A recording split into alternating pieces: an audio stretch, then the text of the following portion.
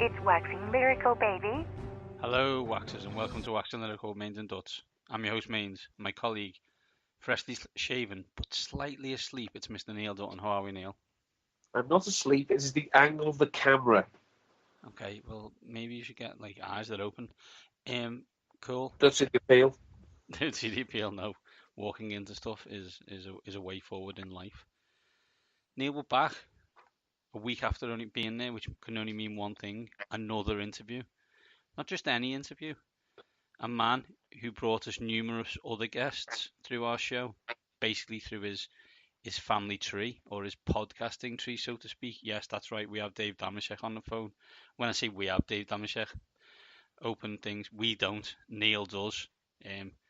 Conspiracy theories abound, although actually it wasn't. I actually suggested Neil do it on his own because of technical difficulties. So what this Not week ours. is... Not ours, actually. No, it was Dave's. So what we're going to do this week is a couple of weird whale stories because it's off season and we love them. Then we're going to swiftly go over to Neil to talk to Mr. Dave Dameshek, and then we're going to wrap up the show. Sounds okay, Neil? Sounds like a plan. Let's do this then, and let's start because it's off season with Weird World, and I found an absolute couple of beauties and an amazing turn of events. I've gone early on non-Florida stories. I'm sure this will change throughout the off season. One The would hope. first two, right in the window of non-Florida, actually one in Europe, actually one in Munich, Germany. A court rules man can't have a gun license after his dog shoots him with a rifle.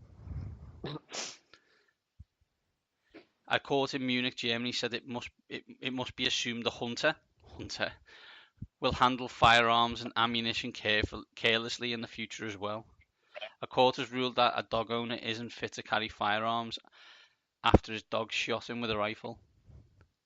The man had appealed the decision from 2016 where the incident in which a passionate hunter, was shot in the arm after his dog managed to release the trigger on a loaded rifle that was lying in his car. The court ruled that the hunter could not be relied upon because it would assumed the dog would shoot him again. See, it does presuppose that has some kind of grudge against the owner, and that just essentially putting the gun in the dog's hand is a death sentence for the owner. What I like about the story, Neil, is I know in your world, in your life, you had 3 dogs in your family home, and one of them was Norman, eldest of the pack, leader, so to speak. And as someone who's been in that house numerous times with you and Norman about, there was a reason that you guys weren't allowed firearms in your house either, as Norman would have took you swiftly out. To be fair, yeah. Although I always think that if he'd been given the choice, Norman would rather have beaten me to death with his own bare paws. But if you're given him, if you put a weapon in his hand, yeah, he'd have shot me as soon as look at me. I just love the idea of the guy who's been shot by his dog before, just going to court and saying, "Don't worry, this won't happen again. I won't get shot by an animal. Can I have a gun again?"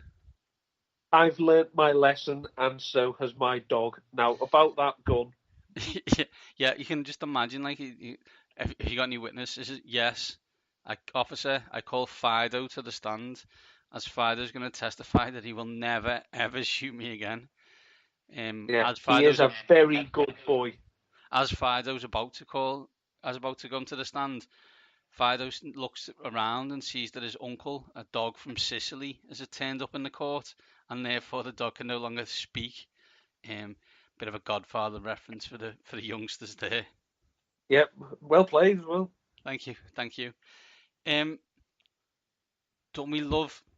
We've all loved a shop that we spent our youth in, and Callaghan's / you guys stealing my Beaner from the SO/Shell in McGull.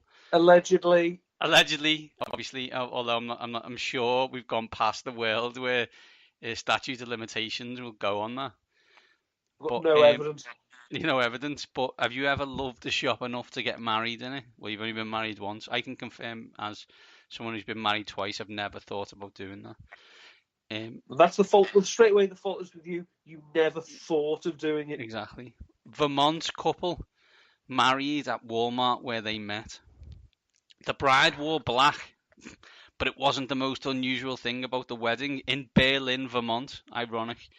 The couple chose to get married in a Walmart with the ceremony performed by the assistant manager, according to news reports. Joanne and William, both employees at the Walmart, gets better, met there. They had planned to get married at a local courthouse when the retailer's personnel manager offered the store as a venue. So obviously, he was short-staffed. He needed them to come in. So he thought if he threw this perk out, he could get a couple of hours out of them beforehand. We are gathered here today to celebrate one of life's greatest moments, the joining of two hearts, and to give recognition to the worth and the beauty of your love. That's what the assistant manager said at the start of the service. Yeah. And 4 tins of soup for $2. Walmart posted, "Join our winning team here in Berlin and maybe you'll find your soulmate too." Never an opportunity missed by shopping conglomerate Walmart. Thank you for that. Thank you for that very much.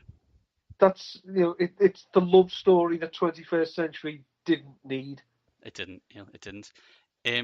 There are two classic whale stories this week. If you have some and you want to share them with us, and we will share them with the world. And by the world, I mean the 4 people who listen. Pass them over to either Neil at Endalton13, to me at Mainsy7, or combined at waxing_lyrical. Obviously, most tweets grammatically incorrect, as they are mine, and my grammar stinks. Yep, your grammar are not good. Is not best in the ward. On that note, Neil, let's get over to the meaty part of the show. The bit where you get to chat with NFL.com, Shecky owner, friend to the stars, Mr. Dave Dameshek, to talk all things Pittsburgh, a little bit of WWE, and a lot of fun.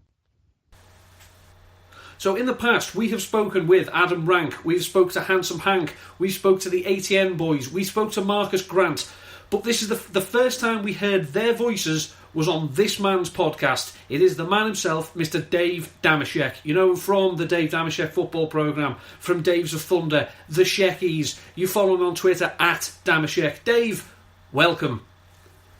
At long last, we have done it, Dutton. I'm over the moon. Let's eat pretzels to mark the occasion. Indeed. As Chris Westing did say once, may my bread always be stale. And more often than not, it is. Yes. I'm glad that you could bring some honesty to the proceedings after your UK peer, Handsome Hank, throws around these dodgy assumptions about the entire landmass upon which you sit currently. Yes, thank goodness that his lies won't stand as long as Neil Dutton walks the planet Earth. Well, it's as you said in the past. After I exposed this lie, he's not really from England at all. He's from Tuscaloosa, as he said. Yeah, He at least he had the dignity to concede that he's actually from the deep South here, stateside. Yeah, he has a lot of weird things. He says that the other one that I still am not 100% if he's right or wrong about is that the UK has no raccoons. He may be accurate with that. I certainly haven't seen many, if any. But we don't have a very big forestry areas around by us. We just have lots of squirrels, which are. Well, all right. So so he says there's no such thing as pretzels. He was wrong about that. Maybe this is his make good then. If he's in fact right that there's no such thing as raccoons in the UK, then I guess I have to tip my hat to him begrudgingly. Well, yeah, 50-50. Everyone's allowed. We let most things slide. If they're around halfway. That's very generous of you. Well, I try my best. So anyway, Dave, the actual football season is over, but now, in essence, the real season starts. The season of speculation and projection and drama and whatnot. So with the free agency, the combine starting this week, the draft just round the corner, the first question I have to ask you is, How goes your quest to make stuffing more of a regular side dish on the plates of America? Wow, just getting right to it. No warm up or anything. Fine, let's talk about the big stuff. Look, I've made a lot of great strides. I've really helped society out, as you know. I am not selfish like everybody else. Unlike everybody else, when New Year's rolls around, people make their New Year's resolutions, and of course they're vain and they focus only on themselves. I am a giving soul, so I make resolutions for all of society. Now, we've made great strides in the fields of bubbling your water. Used to be all water was flat. Now, stateside, everybody's drinking bubble water since I called for that about 5 years ago. 4 years ago, I called for us to use more bowls instead of plates. What food is better delivered via plate than bowls? Save a steak that you need to have a fork and knife to be able to chop it, to carve it up. Really, every food is better in a bowl. I called for more rosé. It's blown up stateside, rosé wine. And to your point, I've called for more stuffing. It's been a slower burn, but more and more restaurants are now seeing, fast food ones even, are now standardly offering stuffing alongside the standards of fries and mac and cheese and mashed potatoes. More and more, we're seeing stuffing, and I consider that a victory, not for myself. Do I need a parade? Sure. But in the short term, I'll just accept that if you're eating stuffing, that we've all won thanks to me, and you're welcome. I think that's a fair point. It's incredibly gracious because, as I say, it's pretty much just been Thanksgiving where stuffing came, whereas we can have stuffing on, a Tuesday just for no apparent reason other than it's there, and it just doesn't seem fair that we get to enjoy it so often, whereas the great country of America, with all it's provided us, especially the sport of which we're going to talk about, and they just restrict themselves to stuffing just this arbitrary once a year. It just didn't seem fair. Well, you're exactly right, and that's why I found it so vexing. In the U.S., the thing that we really do best, if you look around, most everything comes from somewhere else, be it pizza or fish and chips or whatever you want to summon. But the thing that we do best is we're masters of convenience. We're the second best at every food, and that at worst, we're second. I would go, I'm going to stick my neck out here and offend your Italian listeners and say American pizza better than Italian pizza. But at worst, we have the second best of everything. I hear our Chinese food is better than Chinese food. So it's weird that we would take a pass on such a delicious food stuff as stuffing. Why was it relegated when everything we do stateside is what is the most immediate, what's going to be the most quickly satisfying to us? Why have we left stuffing on the sidelines for 364 days out of the year? I called for it to end, and so it largely has. Well, I'd say you don't want the acclaim. You do want the acclaim, but you're prepared to go without it so that society benefits in general. And from this side of the pond, let's have both. Why can't we have both? That's really the thing. Why do we have to have one and not the other? May as well just go with it and have it the whole. Have the acclaim for me and stuffing for all of us. That sounds fair. In the past, you've spoken of ways the NFL could learn from the WWE in terms of rivalry and showmanship and not entertainment, because obviously that's what the E stands for. Do you think over the last 18 months maybe the Pittsburgh Steelers have taken this a little bit too literally? Exactly right. I thought skim the surface. You see how they understand that a little bit of drama brings some attention to the brand? Yes, you're exactly right. This has gotten to be the most foolish WWE storyline, and it's especially embarrassing because the Steelers are one of the most storied franchises in American sport, and they've got this foolishness going on.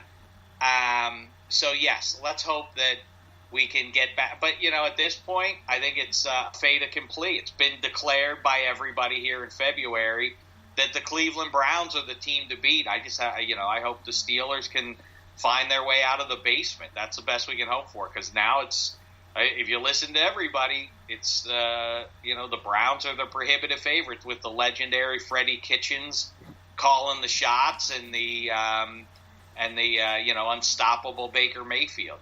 So listen, we're the also-rans along with the Bungles and Ravens at this point. Well, it's, to be fair, the Steelers have had a good run. It's just the 6 Super Bowls. Maybe it is time to half a decade, good enough. Yeah. It's just time to it's as you say. I mean, the Browns, who consider the Steelers to be their rival, who don't understand essentially that rivalry is a two-way street. It's nice to give them this moment in the sun, knowing that if they don't seize it, then in 2 years the Steelers will just do this. They'll maybe draft another quarterback and just go on to do it again for another 15 years. But you've got to. I mean, that's right. I mean, that's like I say. I mean, why even try to push back what's already been dictated here in February? I mean, the Browns are the team to beat. The Steelers will just sit back, I guess, and just try and keep up with the lesser lights of the AFC North. Because like I say, I mean, I think we should just say it as much as we can. The Cleveland Browns, 2019 AFC North champions. What could possibly go wrong? I don't understand how anyone could doubt that at this point. This is, I mean, they're on the trajectory to glory, and to deny that is to deny yourself the dignity that comes along with honest evaluation of pro football. Oh wait, the Cleveland Browns have never done anything. So wait, maybe we're getting a little ahead of ourselves. Wait a minute, football analysts. Slow your roll a little bit. You're talking about the Cleveland Browns and Freddie Kitchens, who's coached exactly 0 games. What are we doing, everybody? Settle down. The Steelers had a couple of malcontents. Fine. It looks like they'll both be gone. Let's see what 2019 looks like. Maybe they should still play out the season. Maybe we should go ahead. Now that I'm thinking about it, if we're just spitballing here, you and me, maybe there is a chance that the Steelers aren't dead in the water before free agency or the draft. Maybe the Browns won't be a 13-win juggernaut. And maybe, like I say, the 16 games that await our eyeballs in autumn of 2019 are still relevant. Just maybe. Maybe. I don't know. I don't want to sound like some vapid cynic, but maybe. I mean, you and I, Dave, we're obviously, similar age, 21, 22. So obviously in our short lifetime, the Pittsburgh Steelers have only had, 3 head coaches, Chuck Noll, Bill Cowher, Mike Tomlin. So obviously, assuming the Steelers do play the games this season, which, it's a controversial idea, but just, it's worth a try. I don't even know what the hot seat in Pittsburgh looks like. So is Tomlin anywhere near it, or what would he have to do to get on it, assuming they play the games? What would Tomlin have to do for it to be considered a successful season? No, what would he have to do for it to be considered an so unsuccessful a season that the Steelers decide, all right, it's been fun, that's but interesting. Time for you to go? That's an interesting question. I haven't thought about it from that side. What would abject failure look like? I think 7-9 would be that place, because the one thing that it does sort of sound weird to say that the Steelers should move on from Mike Tomlin is that he's never had a losing season. So when that's the case, standards are different in different football towns, going 9-7 and sneaking into a 6 seed in the wild card can justify keeping a coach in some places, whereas, not getting to a Super Bowl can be an indictment of the coach in other places, and I think that the latter fairly applies to Tomlin. After all, I mean, I've said for a few years now that it must be weird to be a Packers fan, because over the last, or it must be vaguely unsatisfying at least. I guess it depends if you're a journey or a destination guy. But if you're a Packers fan, sure, Brett Favre was a lot of fun to watch in October and November and in snowy Decembers. And Aaron Rodgers has been electric himself for the most part.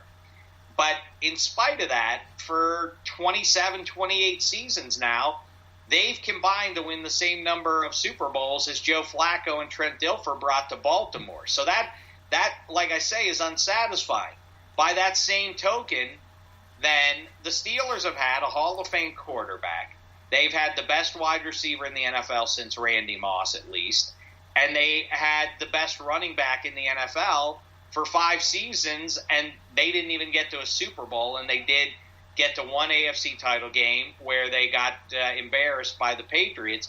That's unsatisfying too. So when you measure it by that, Tomlin has been a failure for the last 5 years. It's hard to argue around that. Well, they went 13-3 2 years ago, and they got to the title game the season before that.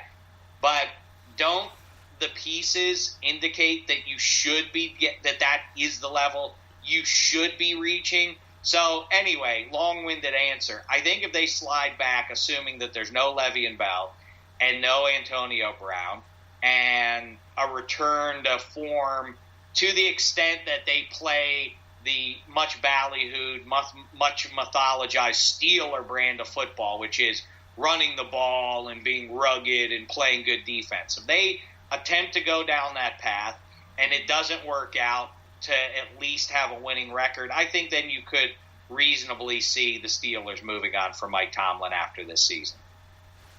Because it's as you say, it's a degree of patience that not many other teams seem to have at many positions. I mean, obviously we see that the New York Giants seem absolutely pathologically unable to move on from Eli Manning and again, it's reasons that if you actually look at it, you think, am I watching something else, or am I reading these stats wrong? Whereas other teams were, the Titans got to the playoffs, but then said, well, thanks, Mike Mularkey, please be on your way. So it's just weird that, the patience that some organisations will have with people who have brought them success in the past without looking at the short-term aspect.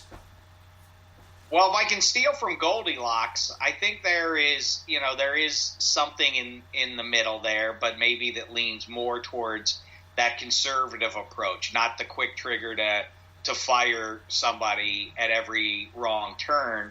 I think the steady organizations get that, there's enough evidence out there that, Bill Parcells had a crummy first year or two when he took over the New York Giants, and Bill Walsh with the 49ers wasn't immediately in the Super Bowl in his first season as the head coach there, and Bill Belichick not immediately successful. So I think those are the examples people look to. But on the other hand, I do think, and I think 2019 will be interesting in that regard for Steelers fans to keep an eye on. Maybe there's a little bit too much of the other side breaking through here, which is that's not how things are done by the Pittsburgh Steelers. Well, maybe that's not a good thing, maybe because the success is relative to the majority of the NFL is there in the 21st century. The glory days for the Pittsburgh Steelers, of course, were the mid to late 70s. But here in the 21st century, they've been to 3 Super Bowls since 1996. Then they've 23 years. They've been to 4 Super Bowls. They're generally in the postseason. So I get the desire for stability and everything else, but there's also this sort of logic that they've abided by for maybe a little bit too long, which is until very recently, they would draft people as if they weren't aware that free agency was a thing. And what I mean by that is they would draft a defensive player who was the so-called project. This guy, it's going to take him a couple of years to get there, but we feel like with some time and learning our system, because it's very difficult to learn the Steelers' defense, so it takes you a couple of years to really grasp it. Well, that's not a good idea when the guy's only going to be there for 4 years. What are you doing? Draft people or create a system that you can walk in and immediately grasp, because you're doing it wrong. You can't wish away free agency because it doesn't suit the way you want to do things. The Patriots, and by the way, philosophically, I find it like one of the reasons I think the Patriots are kind of why people don't gravitate to them, why they aren't as beloved a high-end team as maybe some have been in American sports during my lifetime, is because they're chameleons. And it's to be admired that they can change how they want to play a game on any given week, but then you don't have a feel to who you are. And there's something very likable about, something easy to grasp for people. It's why McDonald's is successful, because wherever you go, you know what McDonald's is going to be. People like the Steelers because they always liked that they're great at defense and they, these certain characteristics. But the Patriots are successful because they aren't that. Their characteristic is, we'll play it any way you want. We'll just chameleon ourselves so that you never know what's coming. And like I say, that might be vaguely unsatisfying unless, I guess, you're a Patriots fan from Boston, and then you're very happy that you have all those rings. And maybe the Steelers need to learn from that a little bit, and they need to learn how to be a little bit more flexible in terms of how they operate as an organization. And I point to specifically something very unsteelery. They're very proud, generally speaking, to puff their chests out and say, we don't engage with big-name free agents. That's not the way we do things. I don't know if you've been paying attention, Steelers, but the Patriots won with Darrelle Revis, a big-name free agent. And the 2015 Broncos got over because they went out and got a bunch of big-name free agents to play on defense. And so on and so forth. Do those examples pay off? Josh Gordon didn't pay off, but it does indicate that the Patriots are willing to roll the dice a little bit on guys in the 21st century, and the Steelers haven't been, to their detriment. Maybe the two best additions the Steelers have made in the last couple of years, Joe Hayden and Vance McDonald, very untraditional acquisitions on the eve of the season 2 years ago. That's the sort of unorthodox thing that the Steelers have never done or really done very much of that are difference-making, and that's kind of how they have to approach 2019, especially now without two of their biggest stars apparently available for them to wear the Steelers uniform anymore. It still annoys me as well. I know you've mentioned in the past that so many people from this side of the pond support the Patriots. When you have to say, well, you know who they were being patriotic against, don't you? It was the English, but they just don't seem to get this. I don't get it. It's very weird, and that goes both ways, though. And as you know, my hypothesis is that what people in the UK are actually enjoying is that the Patriots, when they put somebody into their Hall of Fame, in the Pro Football Hall of Fame, you get a gold jacket. But if you go into the Patriots-specific Hall of Fame, they give you a red coat. Who were the Patriots fighting in the Revolution other than the Redcoats? That's a weird choice from my side. Just weird. Why are they wearing red coats? What's the thought? Speaking of the Hall of Fame, this it's a topic that's popped up around the playoffs, and obviously it reaches crescendo during the Super Bowl. The discussion as to whether Julian Edelman should have Hall of Fame consideration. Now, obviously, the one argument is he's never been dominant during the regular season. The other argument is, but in the big games, he has delivered. And as it's called the Hall of Fame and not the Hall of Stats, his level of fame warrants entry. I'd just be interested to know where you would stand on this, on that line. I do love that, and that's a wrinkle that amuses me, if nothing else. It's not the Hall of Great. It's not the Hall of talent converted into results. It's just fame. We're just evaluating who's famous, apparently. I say, as a side note, that we eschew all these halls of fame because we could move all the halls of fame, especially our baseball hall of fame, up to the peak of Mount Pius, because apparently for some players it matters how they comported themselves in their civilian lives, but other guys it doesn't matter how they comported themselves. Ty Cobb, the racist, he's in the Hall of Fame, but Pete Rose is not. It's very weird. I submit that what we need is just an overall Hall of Fame, a Hall of Great, and it's not sports specific. But in the meantime, Julian Edelman, is he a Hall of Famer? No, but I like the spirit of what you're getting at because I do think it matters if you're productive in the postseason. But there's got to be some evidence that you're productive over the grand haul of things. And people like to point to Lynn Swann, the Pittsburgh Steelers' great wide receiver, and the reason that people rightly say that he's in the Hall of Fame is because he was productive on the big stage. But he was also the best. He and Drew Pearson of the Dallas Cowboys were the two best receivers of the 70s. Julian Edelman is considered by exactly 0 people to be one of the top couple of receivers of the 21st century or this decade. So that argument falls apart when you look at it in those terms. When you talk about the Steelers would be drafting players for essentially as a project, as in, he could be nice in 2 or 3 years, but we'll probably never find out. Obviously, I started watching the NFL, I can say bizarrely, I can tell you the exact date. It was the 19th of November 2000, and the very first game I watched was the Jets v the Dolphins. It was a terrible game, and I don't know why I came back, but I did. Obviously, since then, the idea now that rookie quarterbacks don't start is pretty much gone. It's very, very unlikely now. So do you think... never know it, though. You never know it to hear general managers and head coaches talk. They still behave like it's 1983. It's baffling. And this is just why it's the idea of the bridge quarterback, to me, when did it last produce anything other than an expensive bench warmer for the last 6 or 7 weeks of a season? I just don't understand why teams persist with this particular antiquated notion. Yeah, and it's the same circle annually. These benchmarks that you can set your watch to as a football fan.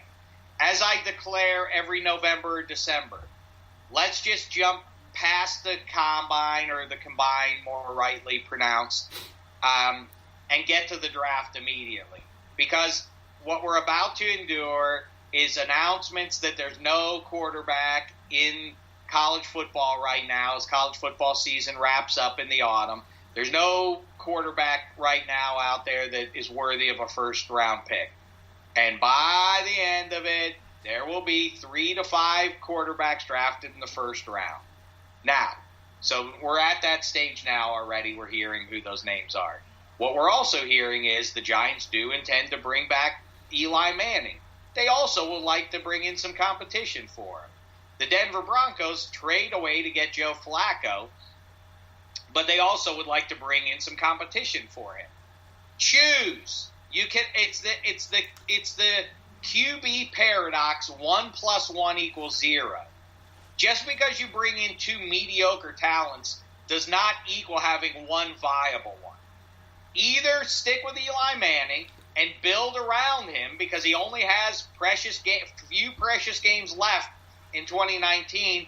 Otherwise, you're doing him a disservice by bringing in his replacement. What's the premise? You're just kind of straddling the fence. If you're the Giants, how close do you think you are from getting to the Super Bowl?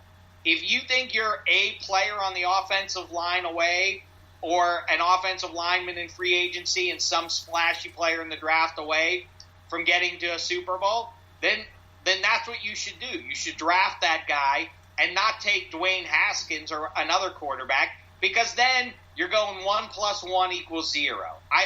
And yet, it will definitely happen again this year. It will definitely happen this year. And what's interesting about all this is gold is valuable because it's rare. And that also applies to quarterbacks in the NFL. A half decade or so ago, I bleated out, how in a world of 7 billion people can we not find 32 humans to play quarterback successfully? Well, a half decade later, if you look around, we're just about, we're 2 to 3 spaces away from having full quarterback saturation, which is that all 32 teams will have a reasonable man playing quarterback in the NFL in 2019. That's quite a place we're going to be. The worst quarterback in the NFL in 2019 may well be starting quarterback, may well be the aforementioned and probable future Hall of Famer Eli Manning. That ain't bad. We're about to have 32 teams with halfway decent quarterbacks. That would have been inconceivable just a handful of seasons ago. So now more than ever, why be duplicative at the quarterback position when there are going to be some halfway decent options out there for you? Because everyone's already going to have their guy. It's like a fantasy football draft if you think about it in those terms.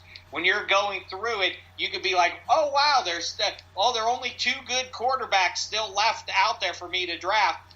Then go back and look at all the other teams. Are all the other teams in your fantasy league, have they already drafted their quarterback? Then no rush. You don't have to hurry to get that guy because he's still going to be there. Everybody already has their QB. So now go and get something else that will help you win in the short term. That's what I'm 100% with you. It's very strange. And it's, as you say, it's the same names that seem to crop up. It's, the Ryan Fitzpatricks, the assuming you can walk, Sam Bradford. These people, just we've seen what they can do, and if it's a good opportunity for a rookie to learn from them. Learn what? Learn what exactly from them? This is why I'm still in the league 15 years into my career, but because you were never good enough to be the main guy somewhere. Great lesson to be learning. Precisely. And let me say this too. First of all, okay, there's something for leadership in a locker room. This is a testosterone-y sport that is often conflated metaphorically and otherwise with war and battle and all that. So it lends itself to, we need a presence in the locker room who people respect and can lead a room of men, all that kind of stuff. But it's a little platitudinous. It really comes down to, is that what Doug Peterson is? Is that what he did? Is that how they won the Super Bowl 2 years ago? Is because he knew how to? No, he was a relatable guy who was really clever with the X's and O's. Is Sean McVay? Is he successful in the Rams locker room because he commands their respect? No, he's got a clever scheme and he knows how to deploy the guys in a distinctive way that allows them to win more often than they've lost over the last 2 years. So I think that's a little overstated. And at the player level, give me, yes, he's a lead, he's a savvy vet.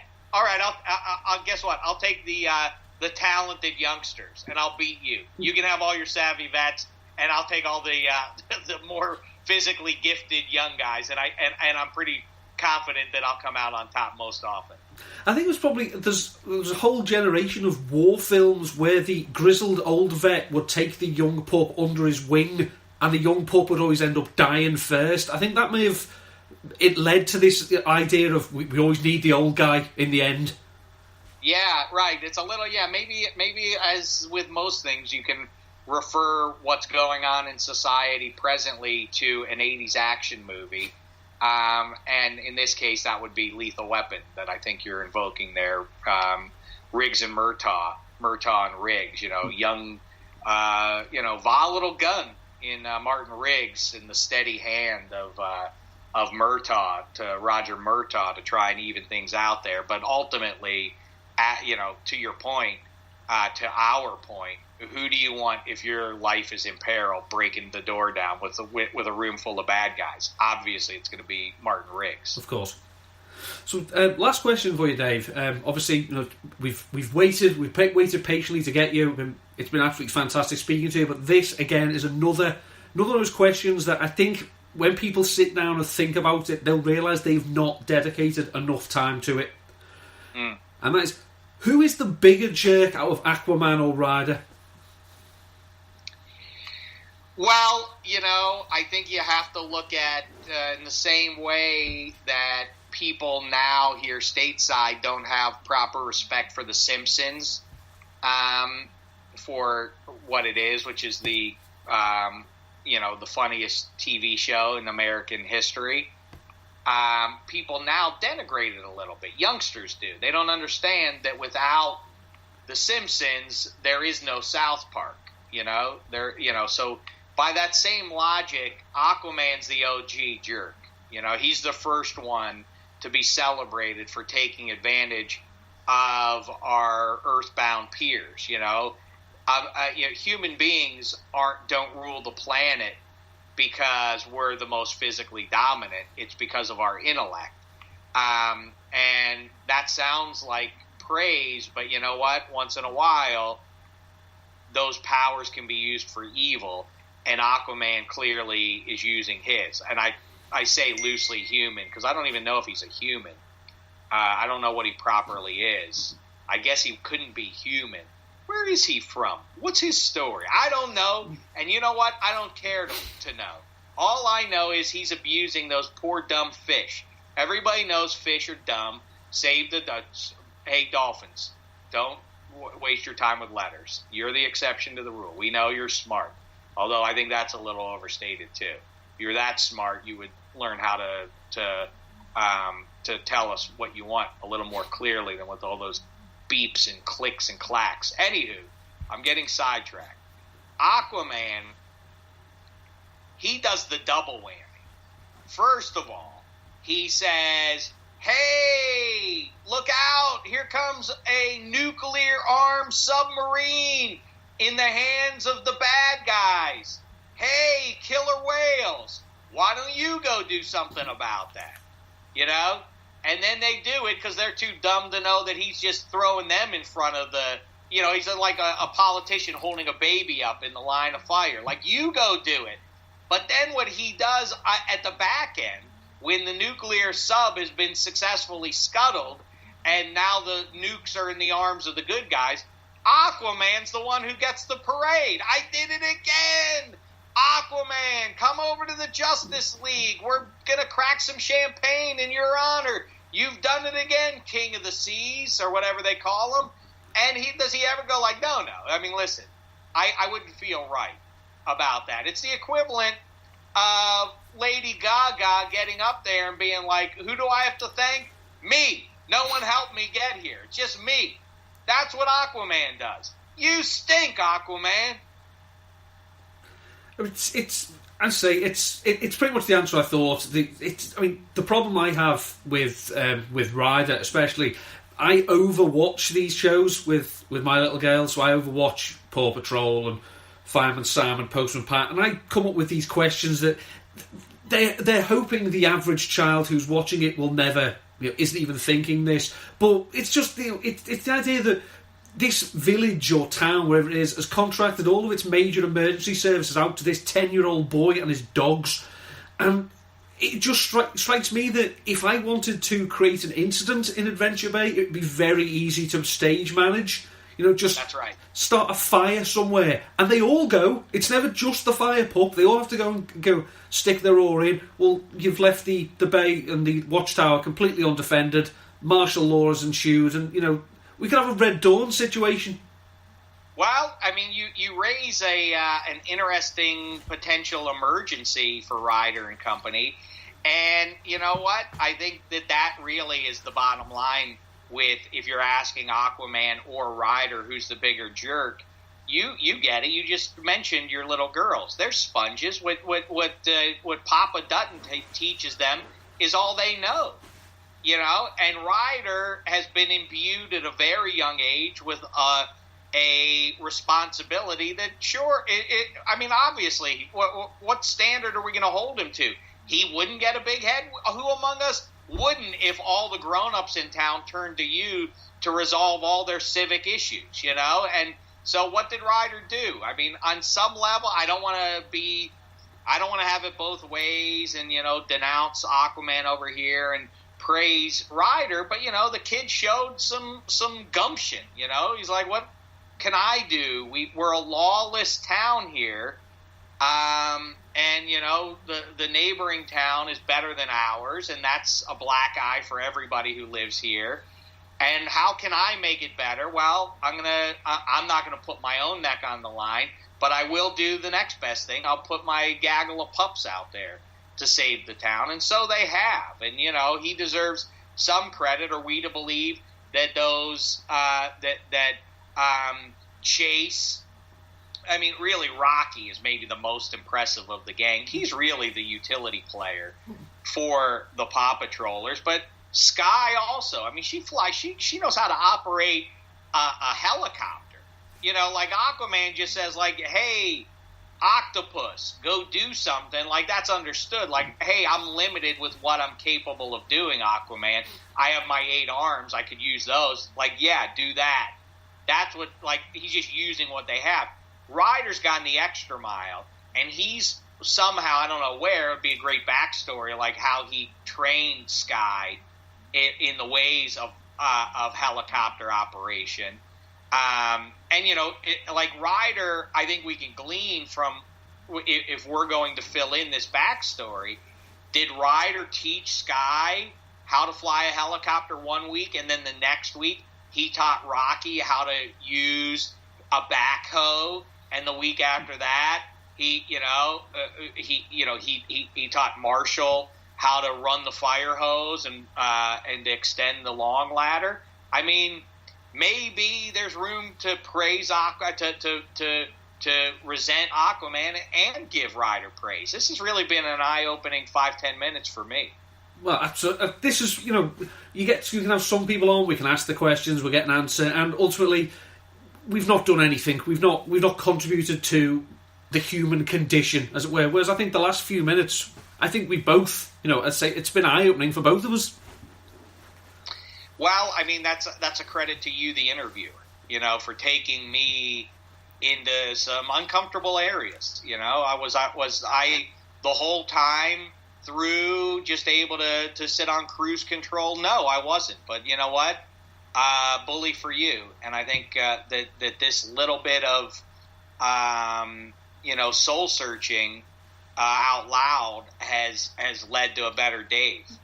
Well, at the end of the day, that's all I can have asked for any guest, especially one that say as long awaited as your good self, sir. Well, I don't know about, I hear, see, now all the goodwill that we've built up, now that you've brought that up again, now I feel like a heel, and I retract it all. Now I feel like a heel for being dodgy. Oh, don't worry. There's people who seriously have avoided me for a very long time, but they shall remain nameless. Well, I hope I get a lifelong pass from you because you are in fact the Shecky Award winner. So, well, the Shecky Award nominee, I didn't actually win, if you remember. Wait a minute. Is that true? That was true. I was nominated for Best Sound Drop, and I lost because of Black Tie's love affair with "Hi, I'm Russell Wilson, I throw a sexy deep ball." Is that the closest you ever got to bringing home the gold? That's the closest I got. Oh, well then now I am a heel. I thought you did win best citizen in the Czech Republic a few years ago. No, I don't think I did. No. Well, you inspired the award at least. How about that? Does that make you feel better? If it's the Neil Dutton Award for, the Neil Dutton Shecky for best citizen, yeah, I could live with that. That's fine. Well, I'll take that. Well, fellow UKer Andrew Raby, who tracks the Red Challenge flag picks for us, he did win, and much like without Aquaman, there would be no Ryder. Without Neil Dutton, there would be no Andrew Raby. So how about that? That's a form of immortality that the original Shecky would not have given me, I suspect. No, you should have you should have just said no and said, I won't take your rationalized non-prize. I'll hold out until I get the actual Shecky Award. Then I would have respected you more. Then I would have respected you, sir. That's all right. I don't get any respect anywhere. I can live without it. Dave, it's been absolutely fantastic for having you on. I say hopefully we can do it again sometime soon. Until then, all the best and thank you very much. Well, I would say anytime, but that's not true. But I am happy to catch up again before the season or multiple times as we try to wade through the great abyss of footballlessness. In the meantime, sincere thanks for all the support over the years. We literally couldn't have done it without you. Thank you very much, Dave.